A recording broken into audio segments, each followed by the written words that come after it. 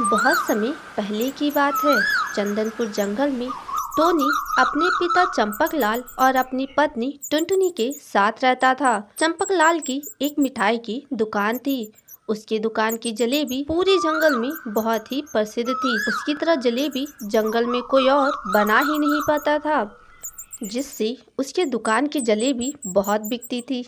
अरे पिताजी, आप तो कमाल के हैं। आपके हाथों में तो जादू है, जादू। क्या जलेबियाँ बनाते हैं? देखिए तो कितनी बिक्री हो रही है हमारे दुकानों में। हाँ बेटा, वो तो है। ये जलेबी तेरी दादी ने मुझे बनाना सिखाया था। वो भी क्या खूब जलेबियाँ बनाती थी। इसी तरह उनका जीवन खुशी खुशी बीत रहा था। एक दिन चंपकलाल अचानक बीमार पड़ जाता है, जिससे उसकी मृत्यु हो जाती है। बहुत भले चिड़ा थे बेचारे, अब हमारे बीच नहीं रहे। और जलेबियाँ भी तो अच्छी बनाते थे बेचारे। ऐसे ही कुछ दिन बीत जाते हैं। चंपकलाल की मृत्यु के बाद से टोनी ने अपनी मिठाई की दुकान भी नहीं खोली थी। टोनी जी, अब कब तक यूं उदास रहेंगे? पापा जी के गुजर जाने के बाद से आपने तो दुकान जाना ही छोड़ दिया। पापा जी को कितना बुरा लगेगा कि उनके जाने के बाद आपने उनके दुकान का ख्याल नहीं रखा। हाँ टुनटुनी, शायद तुम सही कह रही हो। पापा जी ने बहुत प्यार से वो दुकान खोला था और कितनी लगन और मेहनत से उन्होंने दुकान को इस मुकाम पर पहुंचाया। मैं ऐसे ही अपने पापा जी के दुकान को बंद नहीं होने दूंगा। मैं आज से ही दुकान खोलने जाऊंगा। टुनटुनी और टोनी बहुत सारी मिठाइयाँ और जलेबियाँ बनाकर दुकान खोलने के लिए चले जाते हैं। एक दो दिन तो उनकी दुकान अच्छी चलती है, फिर धीरे धीरे पंछियाँ उनके दुकान से सामान खरीदना कम कर देते हैं और उनके दुकान की बिक्री भी कम हो जाती है। एक दिन, सुनिए जी, आज तो सुबह से शाम हो गई पर एक भी ग्राहक नहीं आया। ऐसे तो एक दो ग्राहक आ भी जाते थे, आज तो वो भी नहीं आए। हाँ टुनटुनी, तुम ठीक कह रही हो। पापा जी के जाने के बाद से तो हमारी दुकान में बिक्री होना ही बंद हो गया है। आज अगर पापा जी जीवित होते तो हमें ये दिन ना देखना पड़ता। दोनों पति पत्नी बातें कर ही रहे थे कि उनकी दुकान पर एक ग्राहक आता है। अरे कालू जी, आइए आइए, बताइए कितनी जलेबियाँ दूं? अरे नहीं, मैं यहाँ जलेबियाँ लेने नहीं आया, बल्कि कल जो जलेबियाँ ले गया था उसे वापस करने आया हूँ। इतनी बेकार जलेबियाँ मैंने तो आज तक नहीं खाई। ये लो अपनी जलेबियाँ और मुझे मेरे पैसे वापस करो। टोनी को ना चाहते हुए भी कालू के पैसे उसे वापस करने पड़ते हैं। रात हो चुकी थी। सभी पंछी अपनी अपनी दुकान बंद करके घर चले जाते हैं। टोनी ने भी अपनी दुकान बंद कर दी थी और अपने घर की ओर जा रहा था, लेकिन उसे अपने पिता की बहुत याद आ रही थी। वह एक पेड़ के नीचे बैठकर अपने पिता को याद करने लगता है। पिताजी, आप हमें छोड़कर क्यों चले गए? आपके बिना हम बहुत अकेले पड़ गए हैं और हमें माफ कर दीजिए पिताजी। हम आपकी दुकान का ख्याल भी नहीं रख पा रहे हैं। टोनी ऐसा सोच ही रहा था कि तभी उसे एक आवाज सुनाई देती है। बेटा टोनी, तुम ये उदास ना हो।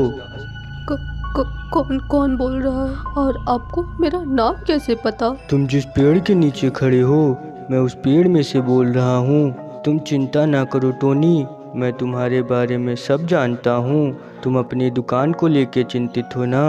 हाँ। मैं तुम्हें एक विधि बताता हूँ, तुम उस विधि से अपनी जलेबियाँ बनाना, उससे तुम्हारी दुकान अवश्य चलेगी। पेड़ अपने पत्ते पर उस विधि को लिख देता है। टोनी भागते हुए अपने घर आता है और टुनटुनी को सारी बात बता देता है। अगले दिन टोनी और टुनटुनी उसी विधि से जलेबियाँ बनाकर बेचते हैं। सुबह से शाम हो जाती है, लेकिन आज भी उनकी जलेबियाँ नहीं बिकती। रात होने के बाद टोनी फिर से उसी पेड़ के पास जाता है और उसे सारी बात बता देता है। बेटा टोनी, तुम्हारी दुकान में बिक्री नहीं हो रही है क्योंकि ग्राहक को लगता है आज भी तुम वैसी बेकार जलेबियाँ बनाते हो। उन्हें नहीं पता कि तुमने नए तरीके से जलेबियाँ बनाई है। तुम एक काम करो, कल सुबह सभी पक्षियों को फ्री में जलेबियाँ बांटना। ठीक है पेड़ जी। ये कहकर टोनी अपने घर चला जाता है। अगली सुबह वह ठीक वैसा ही करता है जैसा उसे पेड़ ने करने के लिए कहा था। थोड़े समय बाद ही पहले की तरह उसकी दुकान में बिक्री होने लगती है।